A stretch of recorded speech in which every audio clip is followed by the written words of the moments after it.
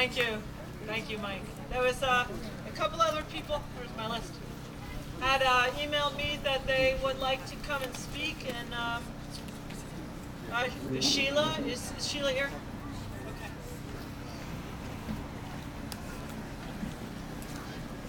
Hi. Hey. I'm a teacher. Yeah! Me too! Me too. And as you have noticed, we have been under attack from all kinds of different angles.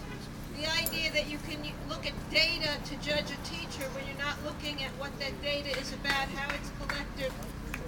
And I think that the people looking at that are doing that because that's all they know how to look at. I don't think that they know what a school is. They don't. Okay? This thing that they have named LIFO, last in, first out, that we're under attack. Seniority is under attack. They try to make you think it's about good teachers and bad teachers. It's not about good teachers and bad teachers. It's about laying off expensive teachers and the teachers who support the unions. It's about destroying the union. And it's about dividing and ruling the teachers, the young teachers against the old teachers. We cannot allow that.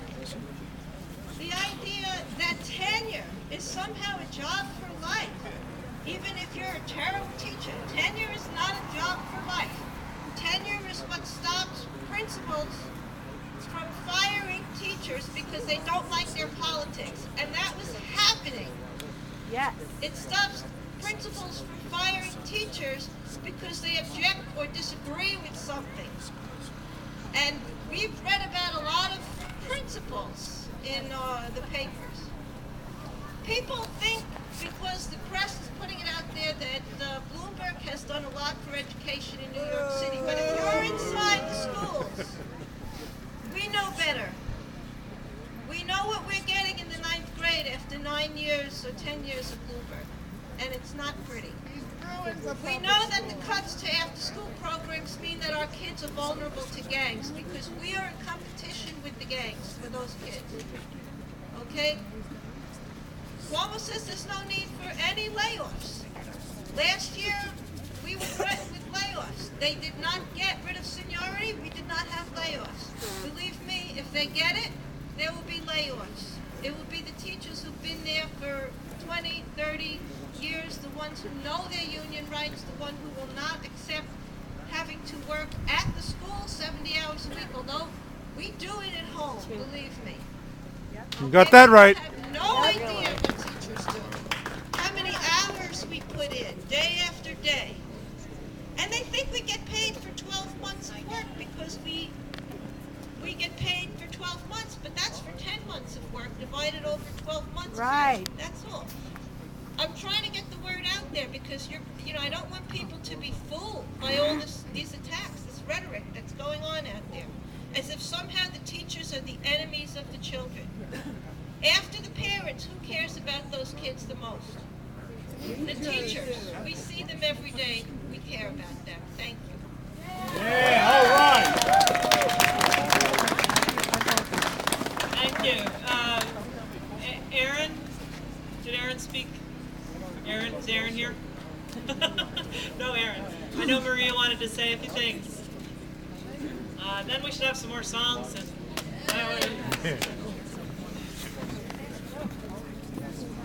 Hey, I'm Maria Schaefer, and a longtime resident of Somers. Thanks, everybody, for coming out. Thanks, Patty. How about a hand for Patty? All right, Patty. Thanks so much to Mike Kaplowitz and John Hall for coming and sharing the benefit of their wisdom. And I'd like really to take the discussion up to where they were going. Most of them talked about the two things I wanted to mention, which is the American dream is for everyone. It's not for one group. It's not just for some people. The American dream is for everyone.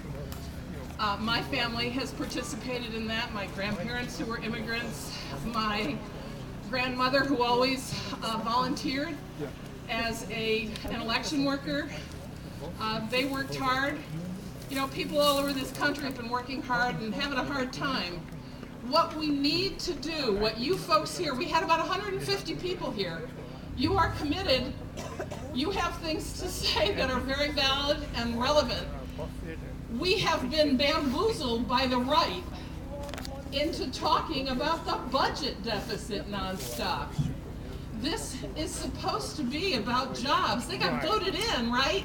Because they were supposed to be talking about jobs. We need to start moving the discussion back and demanding that the discussion be about the jobs. Union jobs and non-union jobs. Lots of people at all levels, union and non, have been hit very hard by this.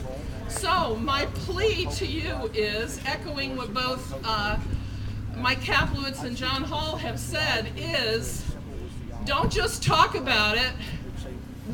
Call Senator Schumer's office, call Senator Gillibrand's office, send them letters, send letters to the editor, but absolutely when it comes time to vote, we've got to vote the right people in. We've got to fight for districting. In this area, if the districting had been different, we might have Mike Kaplowitz and John Hall still here. So you got to make your voices heard in the way that counts, and that's at the voting booth. And make it be about the jobs, all the jobs, for all the people, so that the American dream is defended. And thank you so much for coming out today. All right.